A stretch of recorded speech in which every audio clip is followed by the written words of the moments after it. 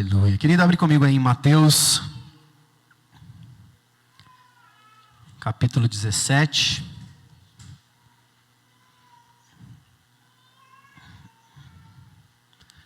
Pessoal da mídia, ó, no esboço eu estou com a NVI, na Bíblia eu estou com a King James.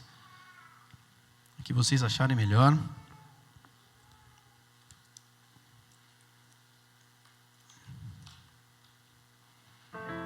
Mateus 17, versículo 14.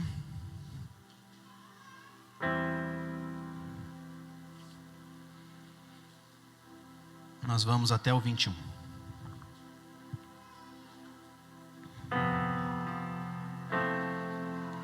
Todos acharam? Mateus 17, versículo 14. Ao chegarem onde se reunia a multidão, um homem aproximou-se de Jesus, ajoelhou-se diante dele e clamou: Senhor, compadece-te do meu filho, pois tem sofrido horrivelmente com ataques epiléticos. Muitas vezes cai no fogo e outras tantas na água. Apresentei-o aos seus discípulos, mas eles não conseguiram curá-lo. Então Jesus exclamou: ó geração sem fé e perversa, até quando estarei convosco? Até quando vos terei de suportar? Trazei-me aqui um menino. E Jesus repreendeu o demônio, este saiu do menino, que daquele momento em diante ficou são. Então os discípulos chegaram-se a Jesus e em particular lhe perguntaram: por qual motivo não nos foi possível expulsá-lo? E ele respondeu: por causa da pequenez da vossa fé. Pois com toda certeza vos afirmo que se tiverdes fé do tamanho de um grão de mostarda, direis a este monte: passa daqui para acolá, e ele passará, e nada vos será impossível. Contudo, essa espécie só sai ou só se expele por meio de oração e pelo jejum. Somente até aqui, vamos orar de novo. Pai, nós te damos graças pela sua palavra. Nós amamos a sua palavra. Nós amamos a sua presença, Espírito Santo. Eu posso sentir a sua graciosa presença aqui. Nós não temos pressa. Nós não queremos te dar prazos. Nós só queremos ouvir e contemplar a sua voz sobre nós, Pai. Que aquilo que vem do homem, que aquilo que está no meu coração, mas não veio do seu coração para o meu, Pai, simplesmente não encontre morada em nós. Mas que tudo aquilo que é a sua voz falando por meio da minha, Pai, que encontre o seu devido lugar nas nossas vidas. Nós te damos liberdade, Espírito Santo. Nós te damos toda a liberdade, Espírito Santo, para fazer exatamente aquilo que o Senhor quer fazer no nosso meio. Pai, se eu discernir errado, ainda é tempo. Mas eu creio naquilo que o Senhor está nos apontando aqui. Eu sou só teu servo, Jesus. E eu oro para que o Senhor nos conduza aqui. Apesar de mim, apesar do Tiago, homem, Pai, eu oro para que a sua doce presença, o seu doce Espírito nos conduza em tudo aquilo que o Senhor quer realizar nessa noite.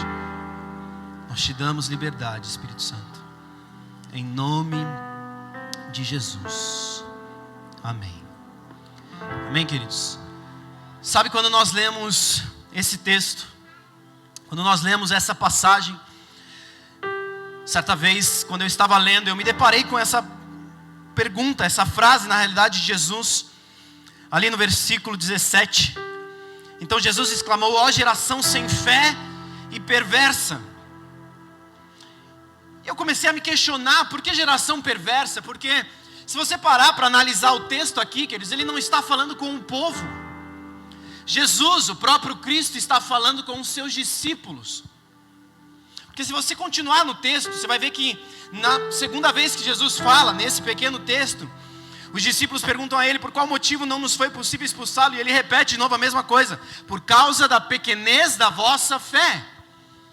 E a coisa que ele disse antes foi exatamente a mesma: geração sem fé, incrédula e perversa. E eu falei: Jesus, às vezes a gente como pastor chega numa ovelha e fala: meu irmão, me dá uma força aqui, nessa situação você fez assim aqui na igreja, mas precisa ser desse jeito. E o irmão já fica cheio de problemas. Esse pastor é endemoniado. Esse pastor, pelo amor de Deus, falou que eu fiz errado alguma coisa. Mas presta atenção, Jesus está virando para os seus discípulos e dizendo: vocês são perversos. Eu comecei a questionar, eu comecei a me perguntar: Deus, o que é isso? Por que Jesus estava chamando os discípulos de perversos? E aí eu comecei a estudar, comecei a tentar ir um pouco mais a fundo. E sabe, o que é perversidade? Um exemplo bem chulo talvez, mas perversidade é uma pessoa pegar um cachorrinho recém-nascido e chutá-lo, pisá-lo. Isso é perversidade. Isso é realizar algo de mal, de ruim. E quando eu fui atrás da explicação de perversidade, eu falei: Deus, certamente os discípulos não eram perversos.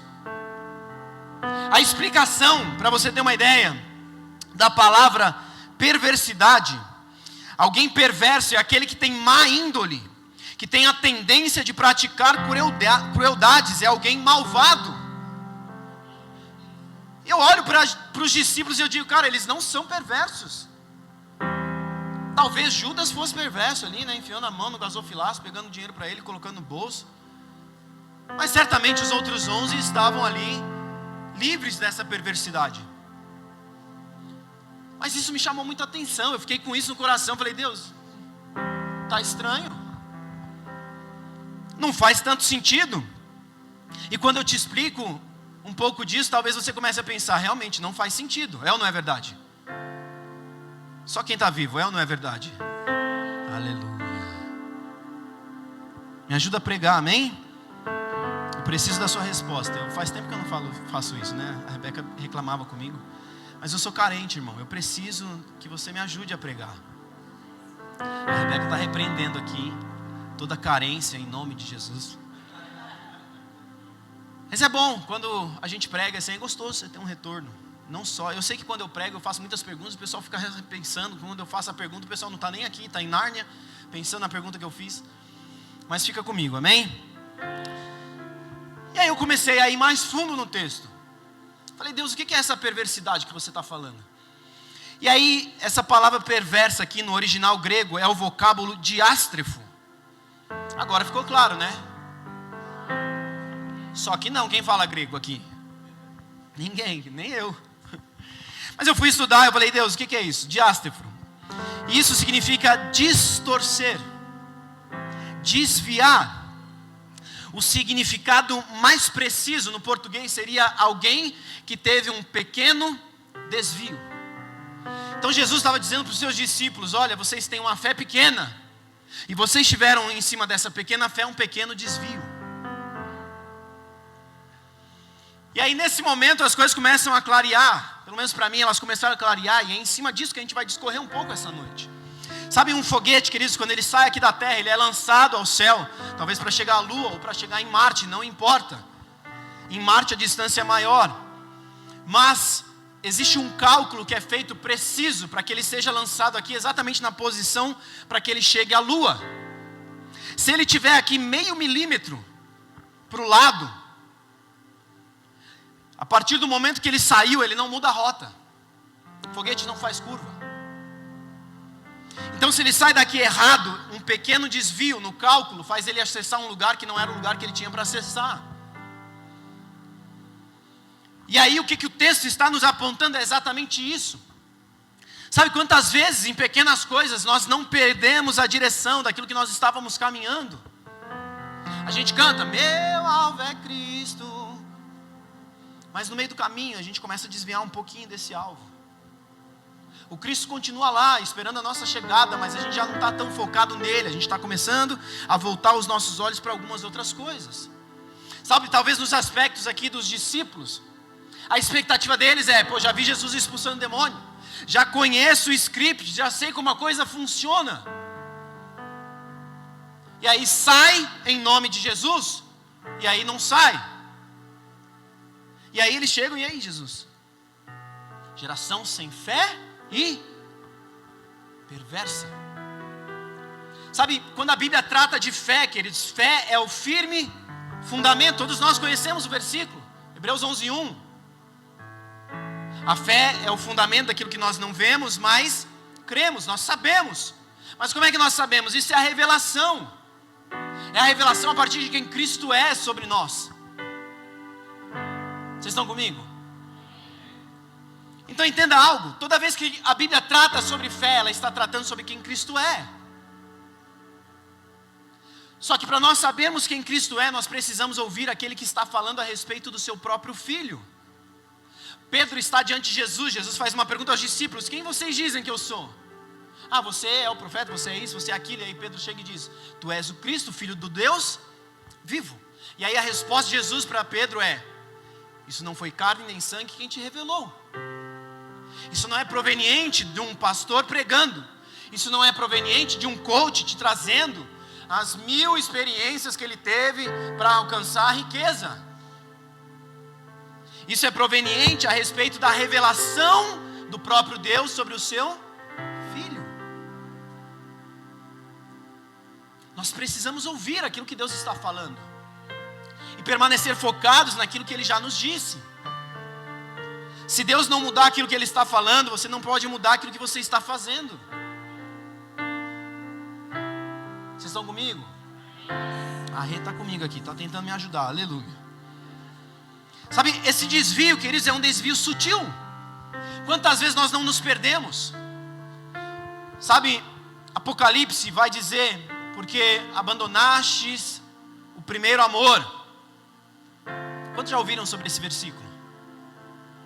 Vocês estão aí? Vamos fazer o seguinte, vamos abrir lá, Apocalipse. Não estava nem aqui no esboço. Eu acho que é 4:2 ou 2:4.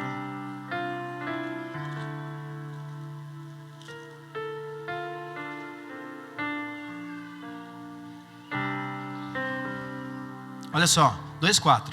Apocalipse 2:4. Isso aqui é a carta à igreja de Éfeso.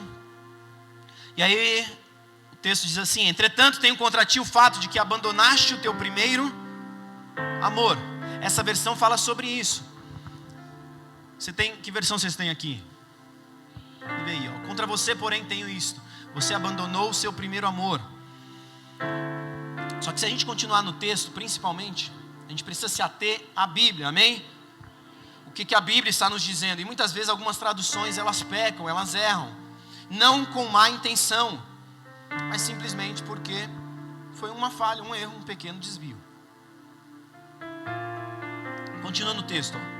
Entretanto, tenho contra ti o fato de que abandonaste o teu primeiro amor. Recorda-te, pois, de onde caíste. Arrepende-te e volta à prática das primeiras obras. Não é a prática do primeiro amor. Então, na realidade, o que o texto nos aponta é que nós deixamos aquilo que nós fazíamos antes. Deixa eu te perguntar algo. Onde vocês estiveram aqui o jantar de casais? Quantos são casados aqui? Aleluia. Todos vocês que são casados, o casamento de vocês hoje é sustentado pelo que vocês viveram no namoro? Não. E esse é o ponto. Vocês abandonaram as primeiras obras. Sabe, quando nós nos convertemos, o que acontece? A gente chega, se converte, aí a gente está, o pessoal diz, no primeiro amor. Só que o amor deveria ser sempre o primeiro. O que nós não deveríamos nunca nos esquecer é que Deus é em primeiro. Só que aí tem a questão das práticas. Quando a gente se converte, o que a gente faz? A gente está com sede, com fome, não é? Vamos sair do cerne do primeiro amor. Quando você está com fome, o que você faz? Você fica com preguiça? Você fala, não, agora não, estou cansado. Estou desprovido de energia. Estou num dia mau, não vou comer hoje. Hoje está frio, não vou para a igreja. Eu sou igreja em casa. Demônio falando na sua orelha. Quando a gente está com fome, a gente se levanta e come. Ou pelo menos vai até o armário e abre, né? Fica ali, pensa, reflete, aí vai na geladeira, aí toma um copo de água, aí arruma alguma coisa para comer, faz um ovo, frito, cozido, mexido, do jeito que você quiser. Então sempre que a gente tem fome, a gente se movimenta. Só que o amor a gente abandona. A gente não abandonou o amor, a gente abandonou a prática de algumas coisas que são essenciais para que o amor se mantenha. E aí a desculpa, talvez nos nossos dias, para grande parte dos divórcios não tem mais conexão, não tem mais amor. É claro que não tem amor, o amor não foi alimentado. O cachorro, o gato que você tem na sua casa, sem comida ele faz o quê? Morre. É ou não é verdade? E por que você acha que o seu amor por Deus vai continuar vivo se ele não é alimentado? E aí a prática, no começo a gente se converte, a gente se apaixona, e aí a gente quer fazer tudo na igreja. Esse é um ponto que é bom, mas isso não começa aí. O que você mais precisa realizar quando você se apaixona por Cristo é ir até Cristo, sim ou não? Vamos voltar para o senso do casamento. Você se apaixona por uma menina, por um moço, homem por mulher, mulher por homem, em nome de Jesus, amém? A moça se apaixona por um menino, o que ela faz? Nos nossos dias fica stalkeando o Instagram. Na minha época era Orkut ainda. Que Deus o tenha. Já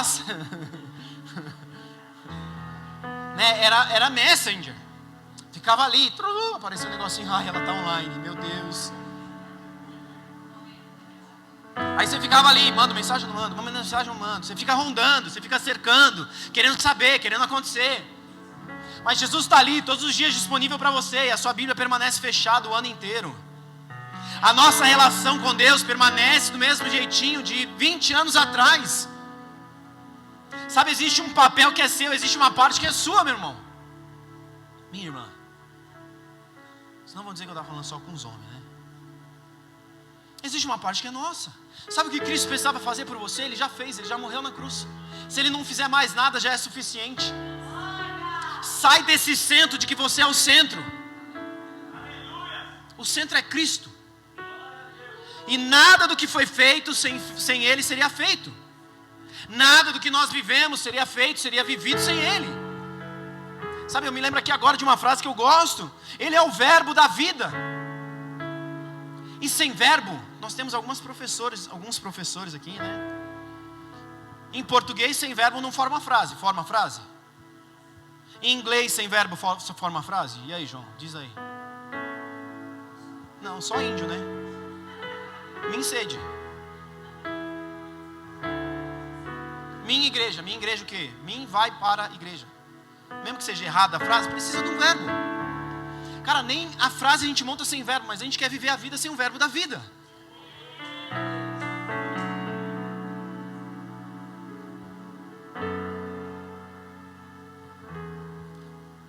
Vamos lá. Diástrefo, um pequeno desvio. A gente se converte, a gente começa até a tentar ler. Primeiro mês, segundo mês, terceiro mês, chega lá em número. Você fala, misericórdia. Você fala, não, para que isso? Não precisa disso. Sabe, esse é um mal, queridos, dos nossos dias. Sabe por que tem tanto escândalo por aí? Não só por causa de homens ruins, de alguma forma, mas também, e talvez principalmente, pela falta de conhecimento bíblico dos cristãos. Esses dias eu estava no Instagram. Eu acho que só eu perco tempo no Instagram, ninguém mais, aleluias. E aí eu estava no Instagram, e aqueles Reels que de 15 em 15 segundos você fica 3 horas no celular. E aí eu estou lá passando, chegou uma hora que caiu num vídeo de um comediante. E ele está ali conversando, fazendo o seu stand-up, né? E ele fala, cheguei um dia em um amigo. E esse amigo se dizia cristão, ou se diz cristão. Eu cheguei para ele e falei, cara, o que você ama? Ele falou, eu amo a Cristo. Ele falou, quanto? Esse cara disse, tudo, completamente. Nada na minha vida é maior, é mais importante do que Cristo. E ele falou, mas tudo quanto? Ele, tudo. Tudo é tudo. Tudo em hebraico é tudo. Tudo em português é tudo. Tudo em aramaico é tudo. Tudo em inglês é... Não, é all.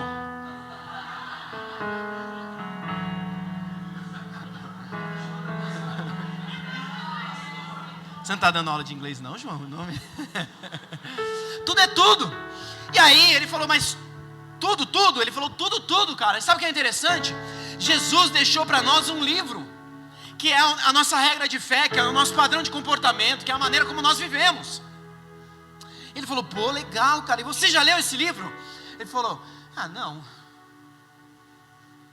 Ele falou, não, peraí, vamos voltar uma pergunta. Você ama quanto a Cristo? Tudo.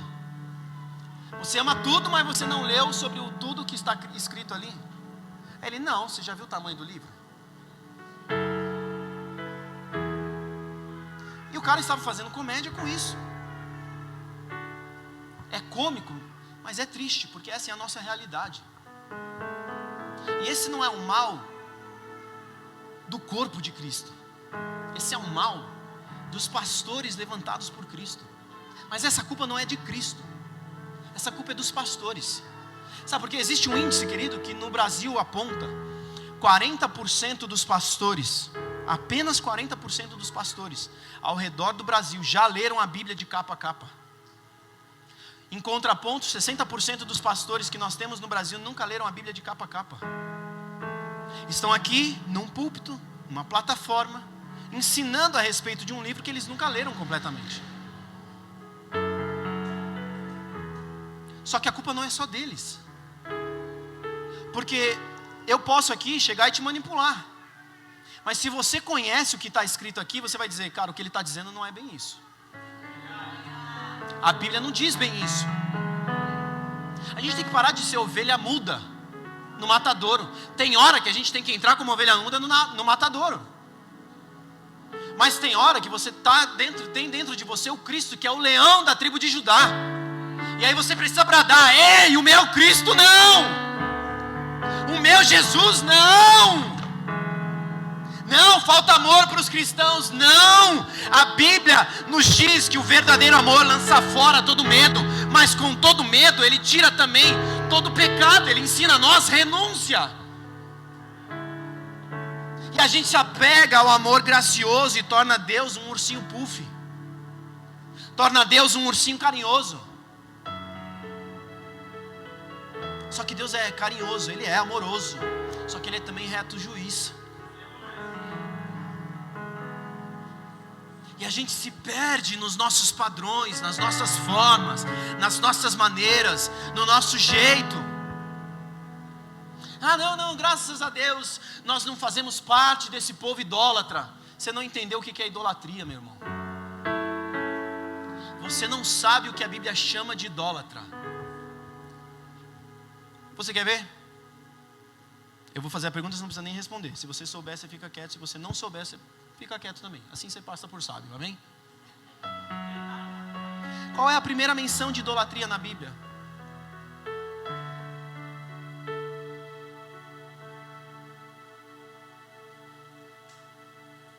Até o teclado ficou meio... Tá pensando ali, né? Sabe, a primeira menção de idolatria na Bíblia, ela está relatada em Êxodo, tratando a respeito da saída do povo do Egito. Moisés sobe um monte, consulta a Deus, ele desce do monte, Deus diz para ele, chama esse povo para subir, para estar comigo. Eu vou falar com esse povo. Quantos querem ouvir a Deus? Presta atenção. Moisés desce, chega no povo e diz, ei, tirem as sandálias dos seus pés, porque a terra que vocês pisam é terra santa. Quantos já foram na praia? Entrar de tênis na praia é legal? Não. A areia da praia é gostosa, né? Fofinha. Encheu muito o saco da areia, você vai no mar, lava o pé. Aí você volta, senta. Mas a areia do Egito, a areia em um deserto, ela não é uma areia gostosa, fininha. A areia no deserto é uma areia que tem pedrinhas, com muitas rochinhas, pedregulhozinhos. Então é aquela areia que é desconfortável. Sempre, queridos, presta atenção nisso, absolutamente sempre que você vai acessar Deus, você sai de um lugar de conforto para um lugar de desconforto. Esse é o primeiro ponto. Deus chama Moisés e fala, Moisés, chama esse povo para subir. E aí o povo até tira as sandálias. Só que quando eles chegam no pé do monte, raios, trovões, bramidos, aquele negócio, relampagando e relampaguejando. Está tudo acontecendo ali. E o povo tem medo, o povo recua. O povo diz para Moisés: Moisés, suba tu em meu lugar. Consulta tu o Senhor. E aquilo que ele disser para você, você nos diz. Quem já brincou de telefone sem fio? Alguma vez deu certo? Só que a gente vive uma vida assim com Deus. Sabe, pastor Éder, consulta você o Senhor para mim. Vira meu guru. O Senhor vai te revelar os oráculos da minha vida, os mistérios mais profundos. E você me diz. Aí o Éder me pergunta: e você, vai fazer o quê? Vou estar em casa assistindo Netflix. Vou estar em casa assistindo Um Maluco no Pedaço, dos mais antigos. Esse eu não gosto. Assistindo Chaves, sei lá, assistindo Power Ranger. Dorama. Eu só sei por causa da Rê, tá? Eu não assisto não. Então a gente chega nesse lugar e pede que alguém consulte o Senhor por nós. Só que sabe o que é interessante? O mesmo povo que decide não subir o monte é o povo que cria uma estátua de ouro. Só que o que é mais interessante é que eles não chamam essa estátua de ouro por um outro nome. Eles dão o nome dessa estátua de Yahweh, Yeshua. E dizem: este é o Yeshua que nos tirou do Egito.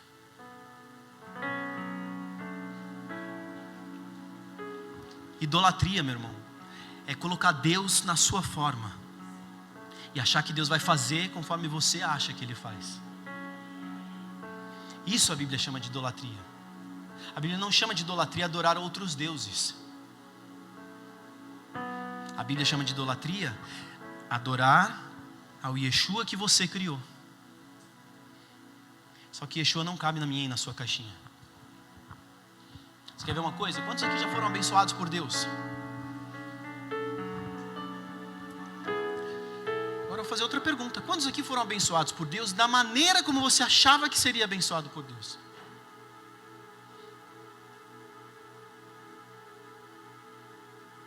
O que está na última fileira viu que ninguém levantou a mão. Por quê? Porque Deus faz como Ele quer. Deus não faz da maneira como nós queremos.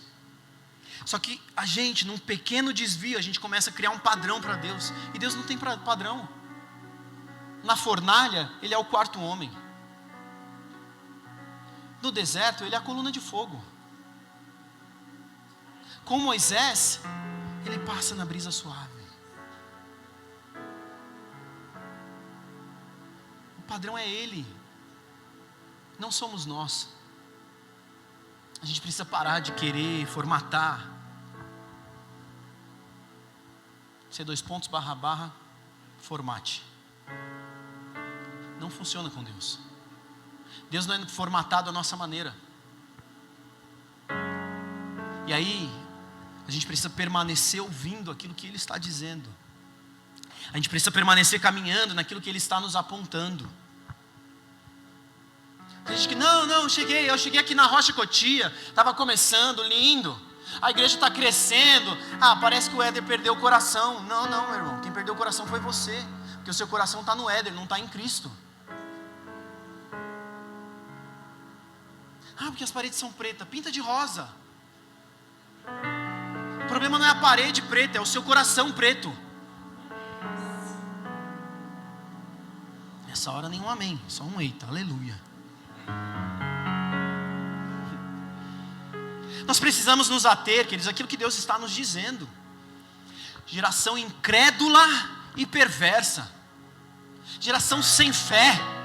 Cara, tem como ser alguém sem fé caminhando do lado do próprio Cristo? Como é que Deus multiplica o seu pão?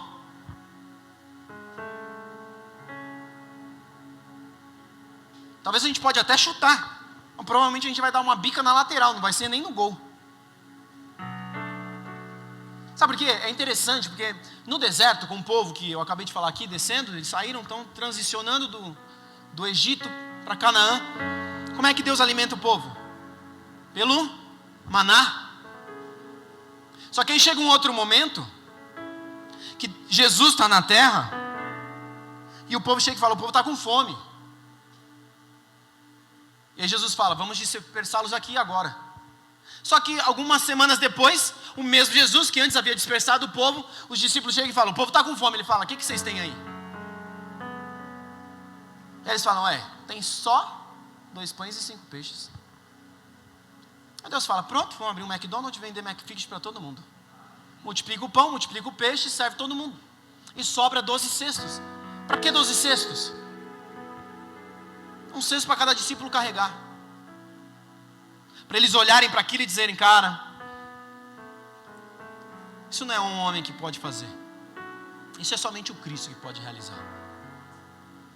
Você tem noção do que é você carregar no seu braço um milagre que você duvidava? Sabe por quê, querido? Se a gente está aqui num povo, e eu tenho 2 pães e 5 peixes, a gente está aqui, sei lá, umas 50 pessoas, 60 pessoas, 7.000 pessoas, aleluia, pela fé. O João, ele vai se levantar e vai falar, cara, a gente vai ter um jantar. O que tem para jantar? Alguém aí trouxe comida? Não, ninguém trouxe comida. Talvez uma mãe, pensando no seu filho, tenha mandado uma bolacha. E aí o João já fala, cara, não vai dar. Ele corre no Éder e fala, Éder, aconteceu isso, isso e isso. O povo está com fome, mas a gente só tem um pacote de bolacha. A intenção do João não era fazer Jesus multiplicar os pães. A intenção de João era fazer Jesus dispersar o povo. Só que Jesus pega aquilo que a gente quer que ele faça dispersando e traz maior unidade. Eu transformo, eu faço, eu multiplico. Esse Deus que fez é o Deus que faz. Aquele Deus que realizou, continua realizando. Por isso ele diz, eu sou, eu não fui, eu não serei. A conjugação precisa para o tempo de hoje, para o tempo de agora. Só que a gente aprende uma coisa com isso aqui, queridos, que é esse pequeno desvio. Sabe, Salomão, ele vai dizer em Eclesiastes que melhor é o fim das coisas do que o começo. Salomão foi apenas o homem mais sábio que já esteve nessa terra. Também o homem mais rico. Eu não sei se alguém já estudou sobre isso. A riqueza de Salomão está estipulada nos nossos dias em aproximadamente 30 trilhões de dólares. Eu não sei o que é 1 milhão, vou saber o que é 1 trilhão. Piorou 30 trilhões de dólares. Sabe, esse foi o homem mais rico que já pisou nessa terra. Ele também foi o homem que mais se desviou nesse caminho. E ele nos deixa isso escrito. Melhor é o fim das coisas do que o começo. Porque ele aprendeu com a própria vida o que é perder o caminho, perder o rumo. Sabe, deixa eu ler para você alguns textos. Deuteronômio 17, do 14 ao 19. Olha só, preste atenção, eu vou ler aqui para a gente ganhar tempo. Se quando entrarem na terra que o Senhor, o seu Deus, dá a vocês, tiverem tomado posse dela, e nela tiverem se estabelecido, e vocês disserem, queremos um rei que nos governe, como tem todas as nações vizinhas, tenham o cuidado de nomear o rei que o Senhor, o seu Deus, escolher. Ele deve vir dentre os seus próprios irmãos israelitas. Não coloquem um rei estrangeiro, alguém que não seja israelita. Esse rei, porém, não deverá adquirir muitos cavalos, nem fazer o povo voltar ao Egito para conseguir mais cavalos, pois o Senhor disse a vocês, jamais voltem por este caminho. Ele não deverá tomar para si muitas mulheres, se o fizer, desviará o seu coração. Também não deverá acumular muita prata e muito ouro. Quando subir ao trono do seu reino, mandará fazer num rolo, para o seu uso pessoal, uma cópia da lei que está aos cuidados dos sacerdotes levitas. Trará sempre essa cópia consigo e terá que lê-la todos os dias da sua vida, para que aprenda a temer ao Senhor, o seu Deus, e a cumprir fielmente todas as palavras dessa lei e todos estes decretos. Agora olha só, 1 Reis 4, 26, Deuteronômio foi escrito, queridos, se eu não estou errado na minha informação aqui, que eu estou puxando da mente, que não está anotado aqui, 800 anos antes de Salomão. E aí 1 Reis 4:26 diz assim: Salomão possuía 4.000 colcheiras para cavalos de carros de guerra e 12.000 cavalos. Que ele tem problema ter cavalo? Olha o medo de responder. Não tem problema você ter cavalo. Tem problema o rei ter cavalo. Por quê? Porque Deus disse, acabou. Ai, porque eu não concordo, eu gosto de usar esse cropped. Usa, demônio. Ai, porque eu gosto de usar, homem, teoricamente, gosta de usar aquela calça a vácuo. Usa, demônio. Quem te convence não é o seu pastor, quem te convence é o próprio Cristo. Só que quando a gente quer saber o limite que a gente pode andar, geralmente a gente está com o pé já no precipício. Deixa eu me ater aqui. 1 Reis 11, do 1 ao 6. O rei Salomão amou muitas mulheres estrangeiras, além da filha do faraó. Filha do faraó, não volte ao Egito por esse caminho. Ele só casou com a filha do faraó. Coisa linda, maravilhosa. Eram mulheres moabitas, amonitas, edonitas, sidônias, hititas e endemoniadas. Eles eram das nações a respeito das quais o Senhor tinha dito aos israelitas: vocês não poderão tomar mulheres dentre essas nações, porque eles os farão desviar-se para seguir os seus deuses. No entanto, Salomão apegou-se amorosamente a elas. Casou com 700 princesas e 300 concubinas. Haja saúde. E as suas mulheres o levaram a desviar-se. À medida que Salomão foi envelhecendo, suas mulheres o induziram a voltar-se para outros deuses. E o seu coração já não era totalmente dedicado ao Senhor, o seu Deus, como fora o coração do seu pai Davi. Ele seguiu Astarote, a deusa dos Sidônios, e Moloque, o repugnante deus dos Amonitas. Dessa forma, Salomão fez o que o Senhor reprova. Não seguiu completamente o Senhor como seu pai Davi. O rei de vocês não deve ter muitos cavalos, nem deve ter muitas mulheres. Eu peguei para mim só 1.000 mulheres e só 12.000 cavalos. Quantas mulheres tem nessa terra? Não tem problema. Por quê? Porque as mulheres vão corromper o coração desse rei. O que a Bíblia nos disse aqui? Que aconteceu com Salomão, o homem mais sábio, mas também o mais estúpido. O coração dele foi corrompido. No final da sua vida, Israel tinha altares idólatras distribuídos por toda a nação.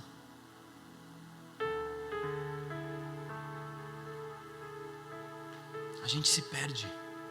Esses dias eu estava com a Rei em casa e vi um vídeo de uma mulher falando a respeito do seu marido. E ela disse: eu não sou pastora, meu marido é. E essa é a profissão dele, é o propósito dele. Eu não preciso fazer isso, eu não preciso fazer aquilo. Sabe onde eles estavam outro dia? Desfrutando do show da Anitta. Lindo, prepara, agora é hora do show das poderosas. Maravilhoso. Com uma garrafinha na mão que lá se sabe o que tinha dentro. Só que sabe o que é interessante? O mesmo cenário aqui de Salomão. Uma mulher, na minha visão, imatura, que até ama Cristo, mas pela sua imaturidade conduziu seu marido para um lugar também de imaturidade. Um pastor, um homem que rodou a nação brasileira pregando, anunciando, mas que de alguns anos para cá começou a se perder. Sabe, a gente vê hoje pastores que já estão no 5º casamento. Olha que coisa linda, esse se acredita no amor. A gente se esquece que Deus é amor. E Deus não trata a sua noiva dessa forma, mas Ele permite que os homens tratem as mulheres dessa maneira. E um monte de doente na igreja desse homem. Sabe, um pastor das antigas. Quantos conheceram aqui Caio Fábio? Cara, eu ouvi, eu não sou tão velho quanto o pastor Éder. Mas é brincadeira, gente. Eu que sou o careca, não ele, presta atenção. Eu peguei uma época, eu comecei a assistir as mensagens antigas do Caio Fábio. E vim das mais antigas para as mais recentes. Até meados de 94, que foi quando esse homem decidiu aí abrir mão de tudo que ele pregava e anunciava. E hoje o que ele prega e anuncia é aquilo que está no umbigo dele, não aquilo que está na Bíblia. E por que eu estou dizendo isso, queridos? Porque de 87, 86, quando ele começou a surgir no Brasil, até 94, ele foi um homem que anunciou a verdade, a Bíblia. E quando ele começa a decair desse lugar, ele começa a refutar aquilo que ele havia dito. Por quê? Porque isso se torna confronto para você mesmo. Sabe, querido, o princípio que eu prego, o princípio que eu quebro hoje me quebra amanhã. Só que o princípio quem estabelece não sou eu, foi Deus quem estabeleceu. A gente precisa se manter sereno e focado naquilo que Ele nos diz. O que o Senhor te disse? O que o Senhor te falou? Cuidado com os pequenos desvios. Sabe quantos homens eu não vejo nesses dias cheio de recurso financeiro? Homens que começaram pregando nos púlpitos das igrejas, mas hoje dizem, não, hoje eu encontrei o meu propósito. Virou um coach de renome no Brasil. Abandonou os púlpitos. Não, eu sou pastor, mas é só o título, porque o que o Senhor me chamou para fazer não era isso. De forma muito respeitosa, me parece que muitos deles perderam o seu propósito. E até nisso a gente entende as coisas erradas. A gente acha que no propósito a gente vai ser rico. A gente atrela a riqueza ao propósito. Queridos, Deus quer nos fazer rico? Tenho certeza que sim. Deus não quer que a gente seja pobre de maré. Mas existem temporadas das nossas vidas que nós precisamos passar por algumas coisas para que nós aprendamos, cresçamos. Sabe, ninguém amadurece na Disney, meu irmão. Ninguém amadurece no Play Center. Inclusive no Play Center você vai falar igual criança. No Play Center não existe mais, né? Mas na Disney lá você vai ficar igual criança. Oh, o Mickey, vamos bater uma foto com o Mickey. A gente não cresce na Disney, no parque de diversões. A gente cresce no momento da luta. A gente cresce no momento do confronto. Ferro ao ferro se afia. Mas entenda algo, meu irmão, você é ferro. Só que você não foi criado, feito para ferroar o seu irmão, mas para afiá-lo. Para afiar requer técnica, requer calma, requer cautela, requer sabedoria. O afiar, queridos, não é um punhal na mão que você fere o seu irmão.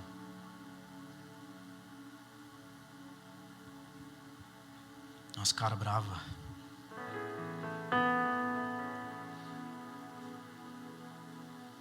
Nós precisamos nos manter coesos naquilo que o Senhor nos aponta.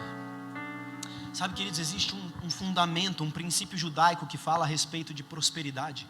Prosperidade segundo o conceito judaico, que é todo o nosso Antigo Testamento. Ele traz um cerne que é o seguinte: prosperidade não é recurso financeiro. Prosperidade, segundo o conceito judaico, queridos, é estar focado e alinhado com o seu propósito. E nesse lugar, a provisão financeira vem para a realização desse propósito, não para o enriquecimento da sua casa. Vocês estão comigo? Vocês ainda estão felizes? Sim, em nome de Jesus. Diástrefo. No fim da vida, Salomão chega à conclusão de que estava perdido, sem rumo, já não tendo mais relacionamento nenhum com Deus, porque se Deus não é o primeiro, Ele não é nada. Sabe, aquele jovem que tem um sonho, pede a Deus sabedoria, E no começo de tudo ele tinha temor, ele perde o temor. E fica só com um conhecimento. Conhecimento não é sabedoria. Conhecimento os coaches por aí te dão. Sabedoria você só tem em Deus. Nós precisamos permanecer nele, querido. Se nós voltarmos ao texto de Mateus 17, lá no versículo 21, nós vamos ver 2 apontamentos de Jesus. Essa espécie só sai pela oração e pelo jejum. Existem alguns imperativos de Cristo para nós. Quando jejuarem, quando orarem.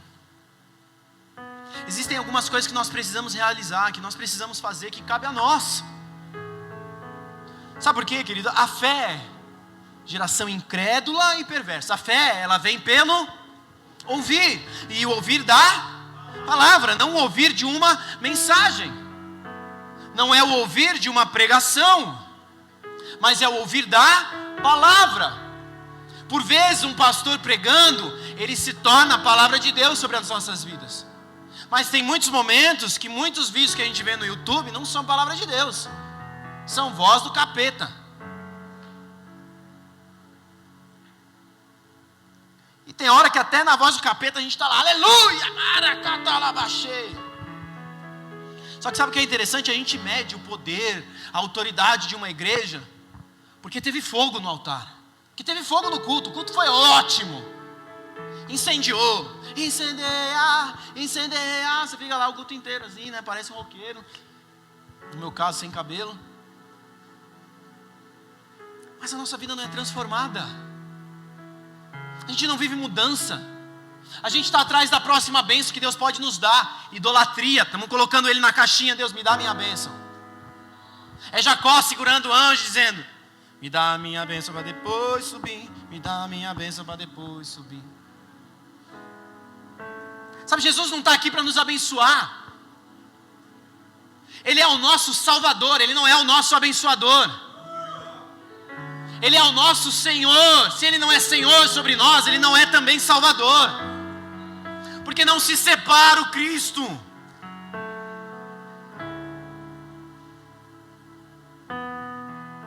Mas a gente insiste em tratar. Eu vou no culto para agradecer as bênçãos. Que bênção, meu irmão. A maior bênção que você poderia receber, você já recebeu há 2000 anos atrás. Ele veio e morreu por você. Ele já fez o que precisava ser feito por você. Agora para de se vitimizar. Você não conhece a minha vida e você não conhece a minha. Mas Cristo conhece a minha e a sua. Quando Pedro afunda, Jesus não diz para ele: vai, ô incrédulo. Ele estende a mão e puxa Pedro para fora da água. Na sua ausência de fé, corre para Cristo. Se Deus não falar comigo hoje, eu largo tudo. Larga, Ele continua sendo Deus. E você? Vai arder no mármore do inferno. Ixalá. Tá vendo? Todo mundo que assistia o demônio daquela. Só eu, né? Só eu. É revelamento mesmo. Oh, Jesus.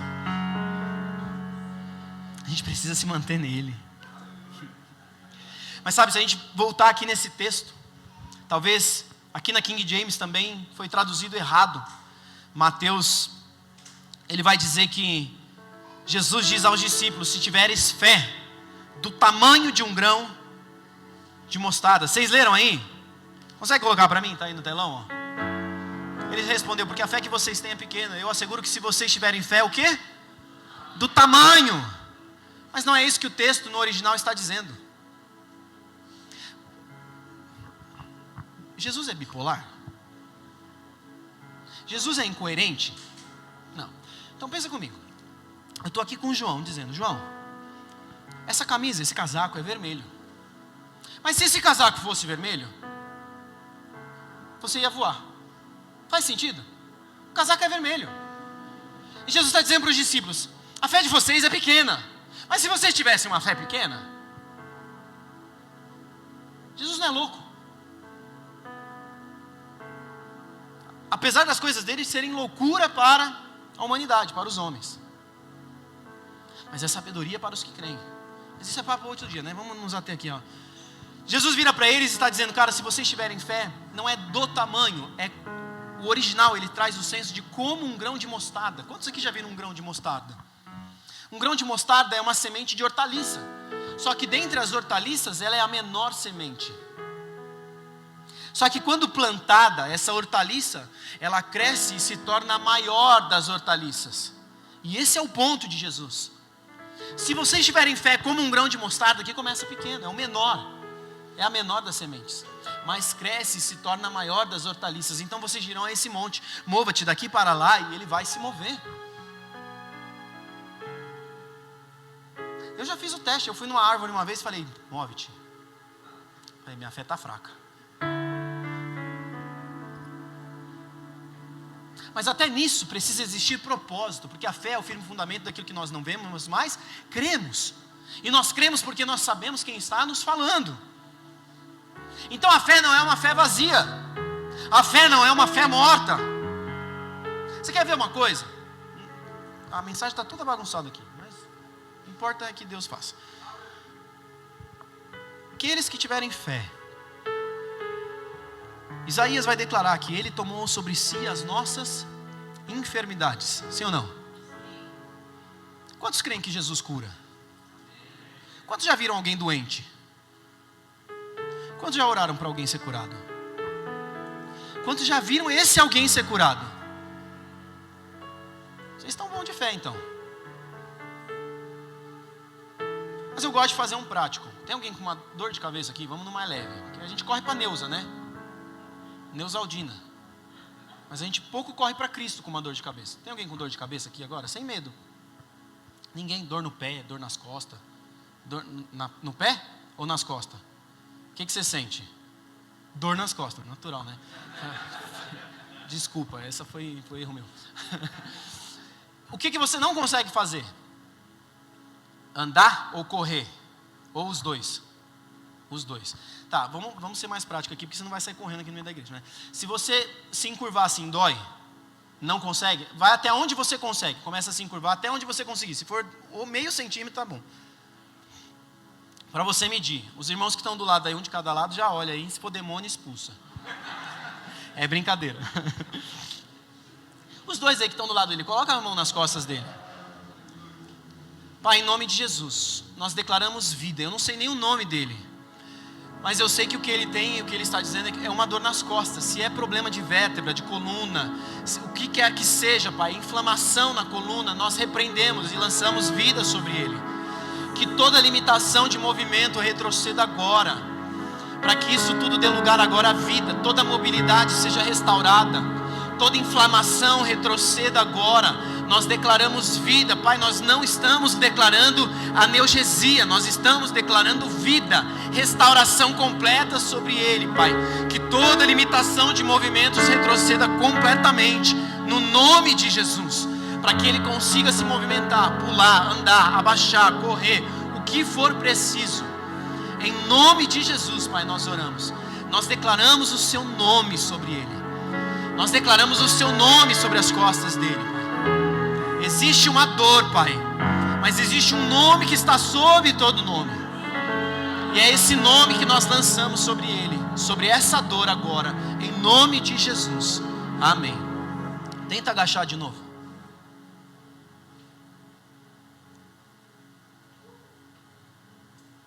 Parou e voltou. Doeu? Melhorou? Eu não estou ouvindo o que você está falando. Mais ou menos, mas melhorou, você acha?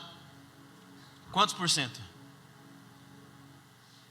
50. Até para falar dói? É? Aleluia. Então uns 50% melhorou. Eu te paguei alguma coisa para falar isso? Eu sempre pergunto, e eu falo brincando assim, porque a gente sabe que tem uns por aí que são charlatão. Depois eu te mando o pix, né? Mas aquele que começou a obra é fiel para cumpri-la. A gente vê o cenário de Jesus uma vez orando por um homem. Os olhos desse homem começam a se abrir. E Jesus pergunta para ele, o que você vê? E ele diz, eu vejo homens como Árvores. Por que árvores? Primeiro, porque tinha cabelo. Porque se você tem a vista embaçada, quando você abre, você olha para alguém, você vê alguma coisa assim, não é? Por cima. No meu caso, ele não ia ver nada. Mas por isso ele diz, eu vejo o homem como árvores. Não tinha gel, não tinha laque, não tinha nada para pentear o cabelo. Então os cabelos ficavam aquele tufo. E aí Jesus fala, amém, vamos orar de novo. Cara, se Jesus orou 2 vezes, quem sou eu na fila do pão? Ainda que ele tenha multiplicado, quem sou eu na fila do pão que ele multiplicou? É ou não é verdade? Vamos orar de novo por ele? Já foi 50, se já foi 50, o que são outros 50? Amém? Pai, nós cremos e te agradecemos por aquilo que o Senhor já fez sobre ele. Mas nós cremos num Deus que faz a obra completa, Pai. E nós não estamos te colocando na parede. Nós estamos colocando essa doença, essa dor na parede. Nós declaramos por terra essa dor. Completamente, 100%. Que a dor retroceda completamente. Colunas se alinhem, ossos se alinhem. No nome de Jesus. Nós te damos uma ordem, uma voz de comando. Coluna, seja restaurada agora. Porque aquele que é a própria vida está derramando sobre nós vida agora. Nós declaramos vida, nós declaramos libertação completa sobre essa coluna, sobre as costas dele, no nome de Jesus. Que toda enfermidade saia, que toda dor retroceda e que ele sinta alívio completo, no nome de Jesus. Amém. Amém. Tenta de novo, abaixa aí. Vai até onde der, não força. Melhorou mais? Consegue falar mais alto? Ainda dói? Quanto? De 0 a 100, você acha que melhorou o quê? Uns 60? 70? 60? Está melhorando. A segunda parte é mais resistente. Essa casta só sai... É brincadeira. Mas você percebe que existe uma progressão? Se a gente tiver que orar por ele 5 vezes, você está disposto a orar? Quem está disposto a levantar e ir até ele ali e tocar nele? Isso, eu não preciso do seu amém. Jesus não precisa do seu amém. Jesus precisa da sua resposta. Toca nele, porque o corpo cura o corpo. Um membro amputado, ele não recebe vida, mas um membro dentro do seu corpo, ele é renovado, ele é revigorado.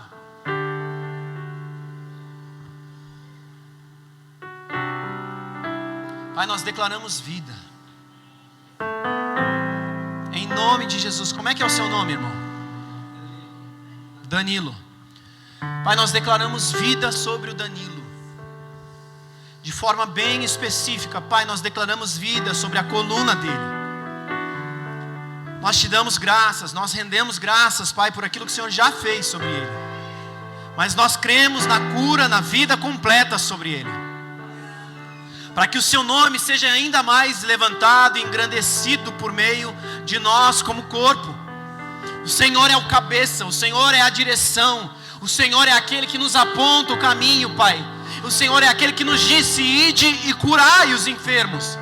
Por isso nós nos apossamos disso, Pai, crendo naquilo que o Senhor nos disse, declarando sobre o Danilo vida, em nome de Jesus, 100% de alívio, 100% de cura sobre a coluna dele. Que essa dor, que essa limitação de movimentos retroceda completamente, em nome de Jesus. Nós te repreendemos, dor.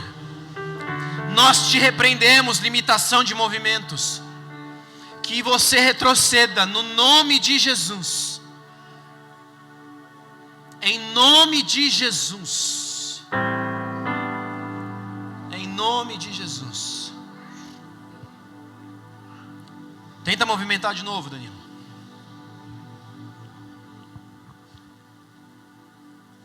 Tenta baixar de novo.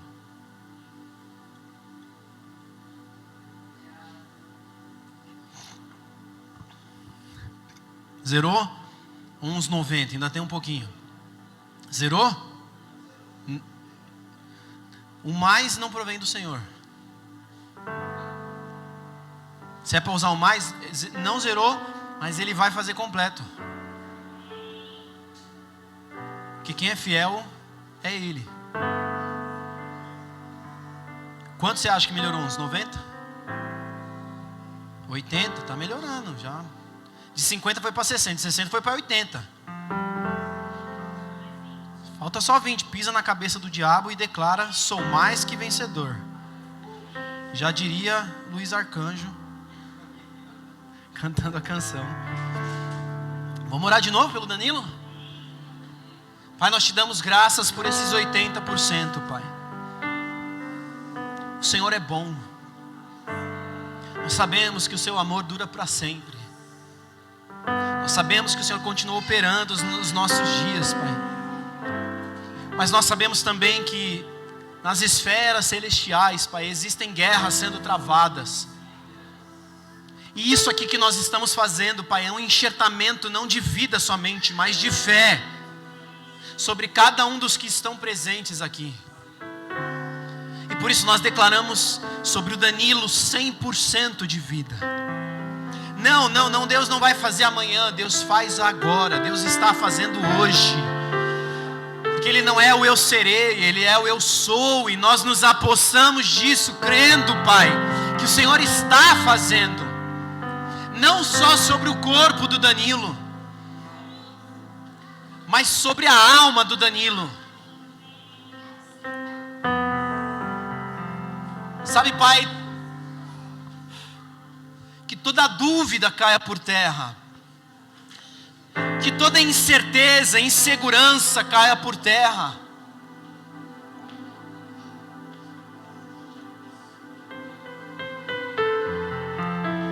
Danilo, eu sinto o Espírito Santo aqui.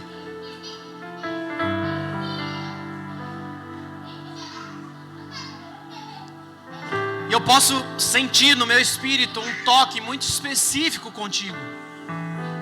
Eu já fiz essa mesma pergunta de dor de cabeça em outros lugares, e sempre tem alguém com dor de cabeça, mas hoje não. Talvez alguém tenha até chegado aqui com dor de cabeça e a dor saiu aqui, para que algo específico com você acontecesse hoje. Ah, mas eu estou escalado. Ah, mas existem coisas que não nos pegam na mensagem, existem coisas que não nos pegam no louvor, mas quando Cristo quer, Ele te pega onde você está. Danilo, você é filho, Danilo. Danilo, você não está desagarrado. Você não está distante.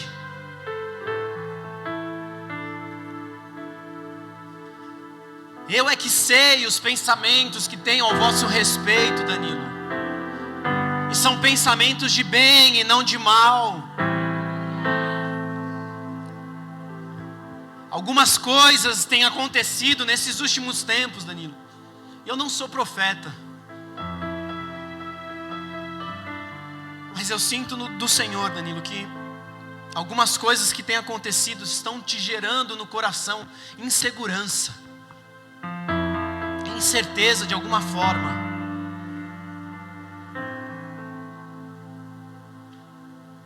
Eu quero te dizer aquilo que a Bíblia já nos disse.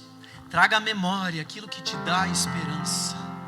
Lembra das coisas que Ele fez no passado e mantém isso em vista. Sabe, me vem ao coração também, talvez você tenha recebido palavras anos atrás, Danilo. Eu quero te dizer, restaura essas palavras.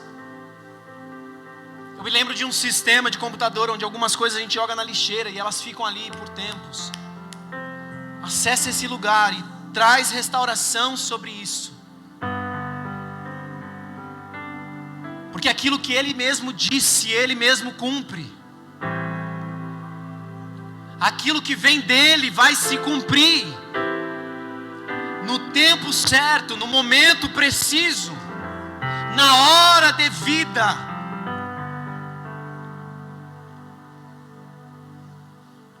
O que você viveu não te privou dessa promessa. O que você passou não vai te impedir de viver aquilo que o Senhor tem para você.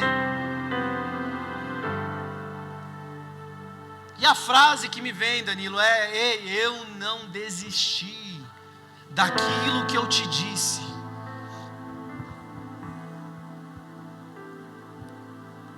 Pai, nós enxertamos vida no Danilo. Nós liberamos vida, Pai, como uma transfusão de sangue que derrama vida sobre um outro corpo, Pai. Nós liberamos vida, Pai, sobre o Danilo agora, para que toda dor cesse completamente, Pai. E para que isso também seja um sinal para ele daquilo que o Senhor falou com ele. Não hoje, mas anos atrás, Pai. Em nome de Jesus.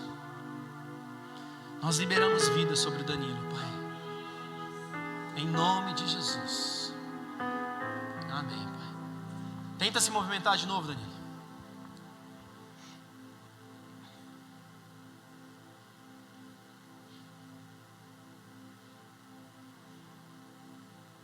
Está sentindo dor?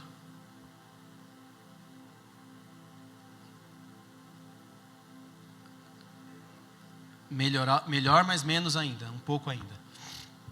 Você acha que é uns 95, 90? 90? Está indo.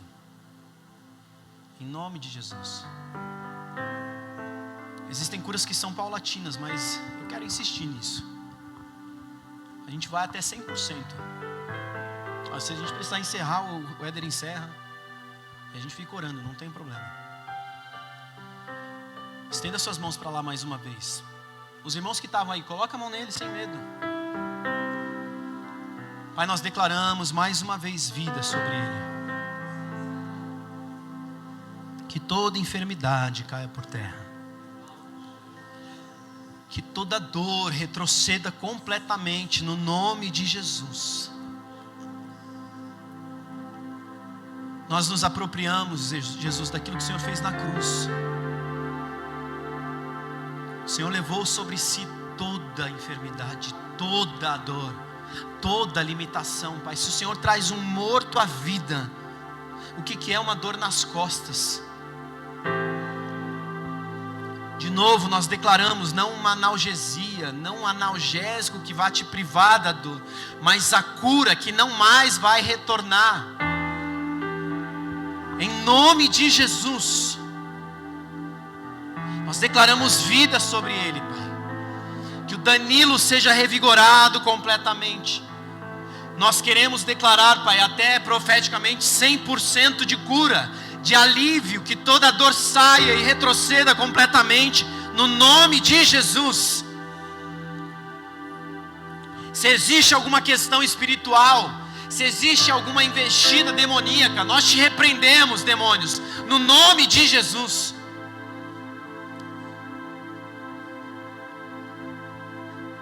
Que vida seja liberada, até o ponto de 100% ser restaurado sobre o Danilo, no nome de Jesus. Coluna, costas, nós te damos uma ordem, seja restaurada agora, no nome de Jesus. Ossos se alinhem, ossos aos seus ossos, vértebras às suas vértebras, cartilagens às suas cartilagens, tudo no seu devido lugar, tudo na sua devida criação, a maneira como Deus fez em Adão, que assim seja sobre o Danilo agora, no nome de Jesus. A mesma voz, Pai, que declarou sobre aquele vale de ossos secos, por meio do profeta, nós declaramos sobre o Danilo vida, em nome de Jesus. Em nome de Jesus. Mexe aí, Danilo.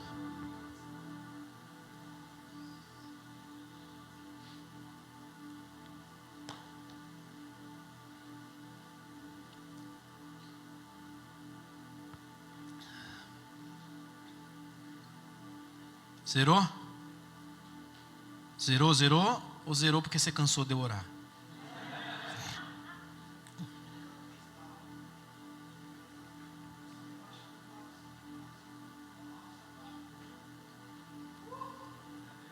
Amém. 100%? Mentir é pecado, irmão. Fala a verdade para nós, hein? Amém. Amém, queridos.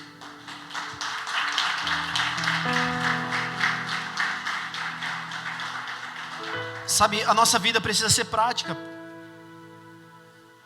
A gente precisa ter menos vergonha, menos receio, menos vontade de nós sermos vistos. Porque a gente não ora por alguém na rua, na academia, porque a gente tem vergonha de nada acontecer. Mas a gente não tem fé de que vai acontecer. Se a gente tiver convicção de que Deus vai fazer alguma coisa, a gente vai dar esse passo. Hoje eu recebi, os meninos lá na igreja estão tudo aficionado por academia. E aí eles criaram um grupo lá, Smart Fit da Rocha, alguma coisa assim. Rocha Smart Fit da Rocha, sei lá. E aí hoje eles mandaram, o treino hoje está diferente. E aí tinha 2 dos nossos meninos lá na academia. E nenhum deles estava puxando ferro, estavam os 2 com a mão na cabeça de um irmão. Aliás, não sei se era irmão, mas era um smart fiteiro. E eles estavam orando por esse irmão, dentro da academia. E não é uma academiazinha de esquina, é uma Smart Fit da vida, meu irmão. Cheio de gente no domingo. Mas por quê? Porque eles não estavam preocupados com o que os outros iam pensar, mas preocupados em manifestar o amor de Deus sobre uma vida. A gente está disponível a se mover por um? Sabe, diástrefo. É o perder o caminho, é perder esse rumo, é perder essa direção. É abandonar o primeiro amor, mas não é a questão do primeiro amor, é a prática das primeiras obras. Jejum, oração, leitura. Sabe, eu tinha um monte de coisa anotada ali, que era para eu ter falado, mas a gente não falou. Deus sabe o que Ele está fazendo. Talvez eu tenha mais atrapalhado do que ajudado Ele. Mas o que nós precisamos nos lembrar, queridos. Deixa eu falar essa última coisa. Jesus é conduzido pelo Espírito Santo para ser tentado pelo diabo, pelo xixelento. Quem conduz ele é o próprio Espírito.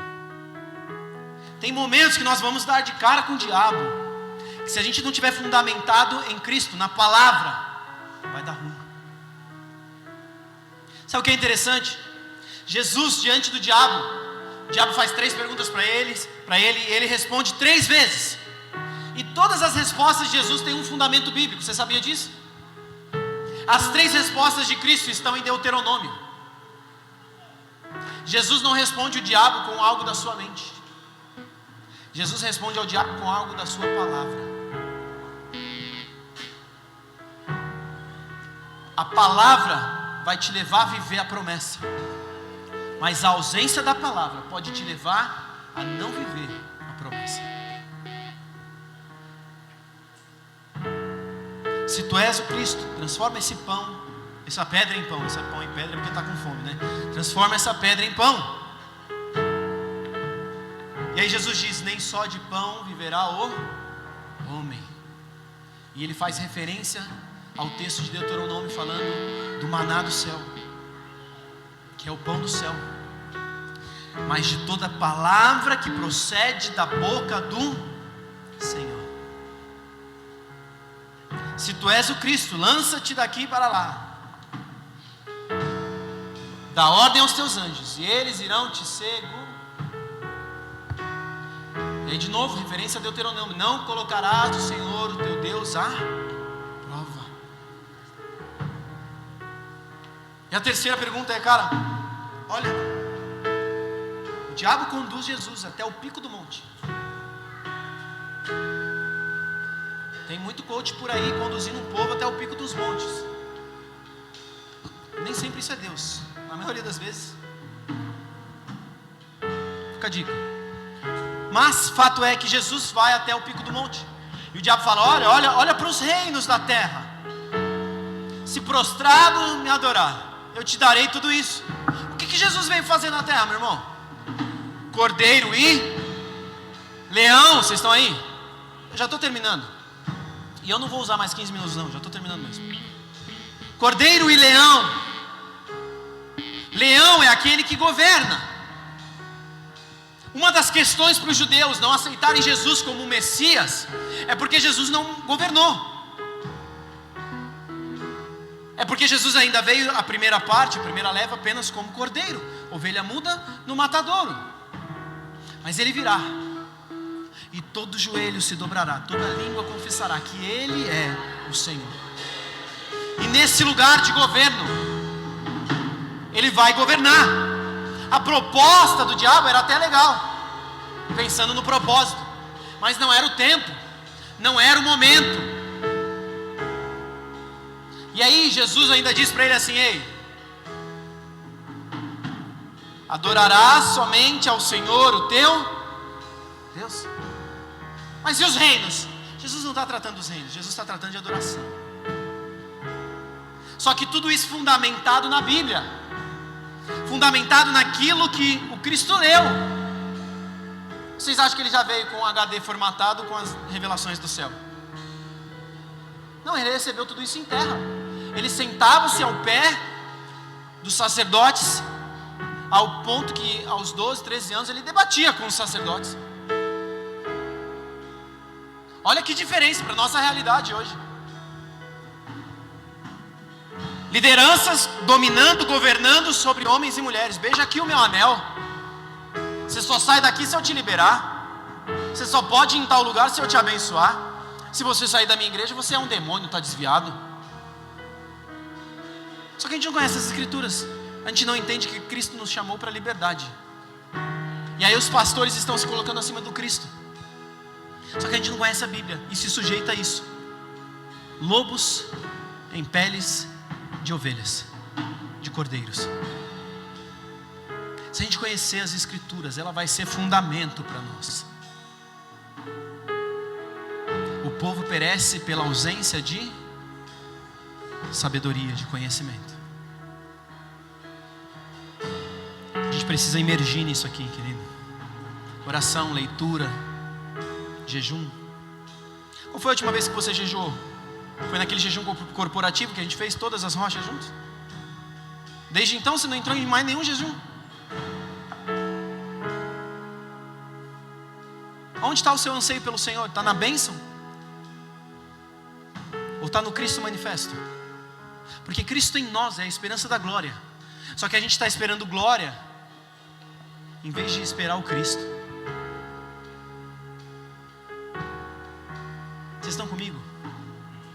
Sabe, eu creio que é tempo de nos nossos dias não mais orarmos em línguas no domingo, mas segurarmos a nossa língua na segunda, na terça, na quarta. Porque não adianta a gente rodar no manto se a nossa vida não é transformada. Não adianta a gente viver um evangelho que nos abençoa, mas que não nos transforma. Eu quero a minha bênção, eu quero a minha casa, eu quero o meu carro. Me dá, me dá, me dá. Me dá Danoninho. Danoninho dá. Quem fala me dá é criança. Jesus não é pedófilo. Ele não vem buscar uma menina, ele vem buscar uma noiva madura, a estatura do varão perfeito. Se coloque de pé no seu lugar, querido.